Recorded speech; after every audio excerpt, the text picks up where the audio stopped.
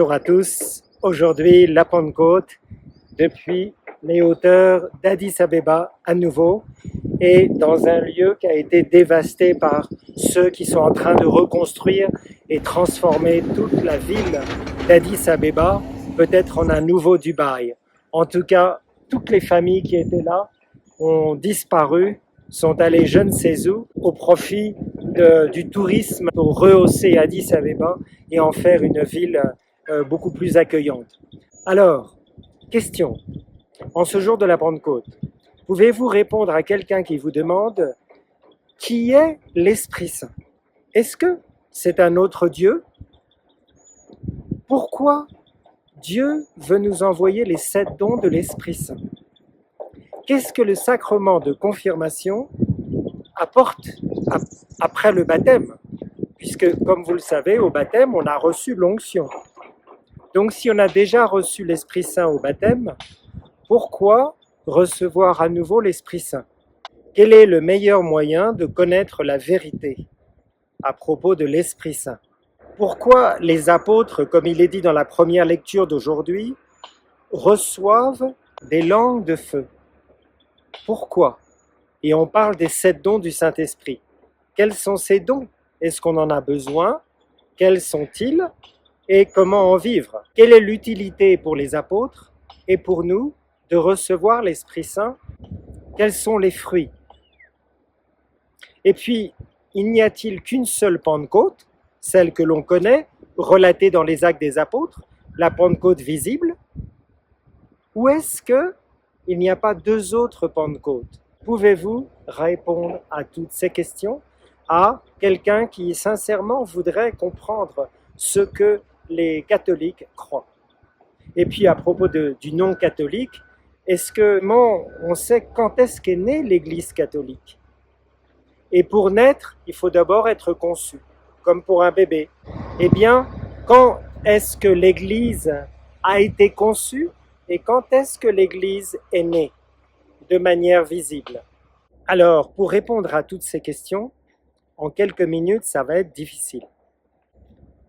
Qui peut nous dire de manière certaine qui est l'Esprit Saint? Eh bien, on commence par Jésus. Dans les chapitres 14 à 16 de l'Évangile de Jean, nous avons vraiment une catéchèse splendide juste avant que Jésus parte à Gethsémani, le dernier enseignement de Jésus en fait, qui nous éclaire par rapport à notre vie, par rapport à l'Église, par rapport à la mission des apôtres et donc à notre mission. Qui est l'Esprit Saint? Eh bien, Jésus va nous dire que l'Esprit Saint, c'est l'Esprit de vérité. L'Esprit de vérité qui va conduire les apôtres à la vérité tout entière et à leur faire ressouvenir de tout ce que Jésus leur a dit. Il va faire d'eux des témoins. Vous témoignerez. Malgré la souffrance, les épreuves, vous témoignerez. Et est-ce que la mission des apôtres est différente de la nôtre? Est-ce que la mission des apôtres est différente de la mission de Jésus? Non. Donc il faut regarder à sa source l'enseignement de Jésus par rapport à l'Esprit Saint. Chapitres 14 à 16 dans Saint Jean. Vous ne les trouvez pas dans les synoptiques. Dans les synoptiques, vous trouvez surtout à la fin la promesse de Jésus et puis l'envoi en mission. Allez, enseignez, prêchez, baptisez. Voilà, vous serez mes témoins jusqu'aux extrémités du monde. Mais on ne sait pas qui est l'Esprit Saint. On ne sait pas la nature des 7 dons du Saint-Esprit et les effets.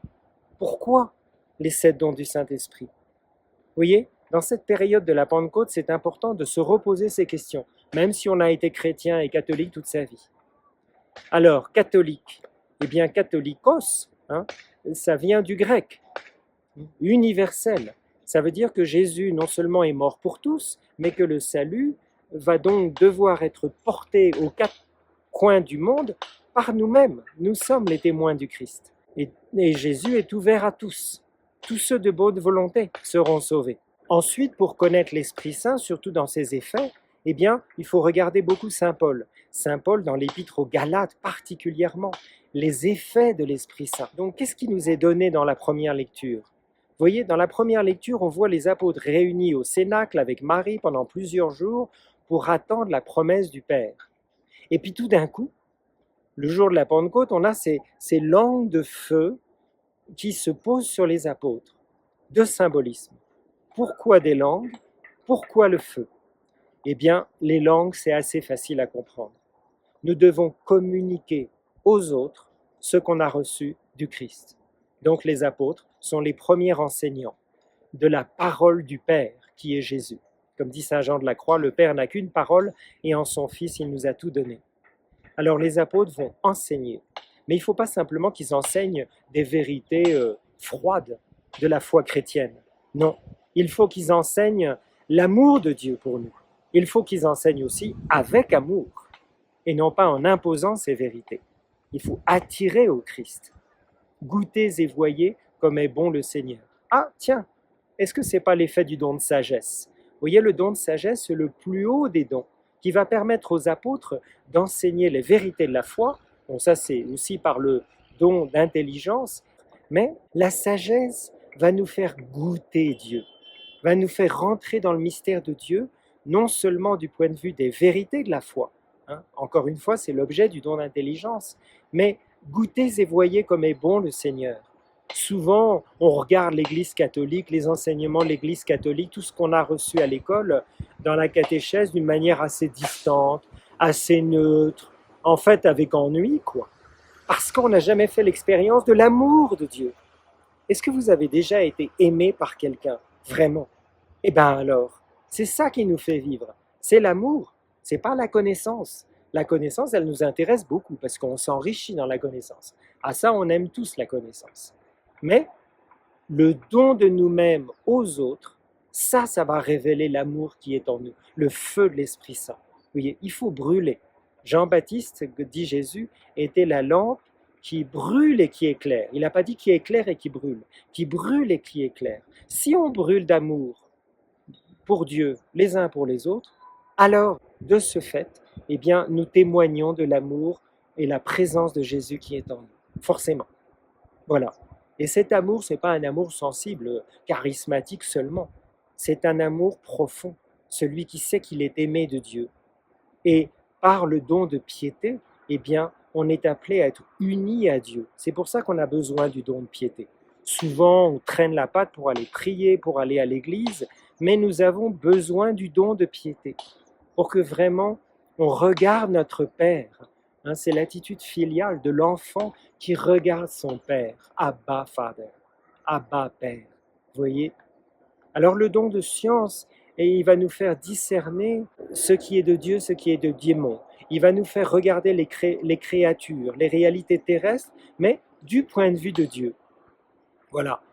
Le don de conseil, comme vous le savez, on a besoin de conseils dans notre vie, pas seulement de psychologues et de nos parents, de nos grands-parents, mais de temps en temps, on a vraiment besoin de l'aide de l'Esprit Saint pour discerner ce que Dieu attend de nous. Il faut faire la volonté de Dieu, il faut devenir saint, voyez.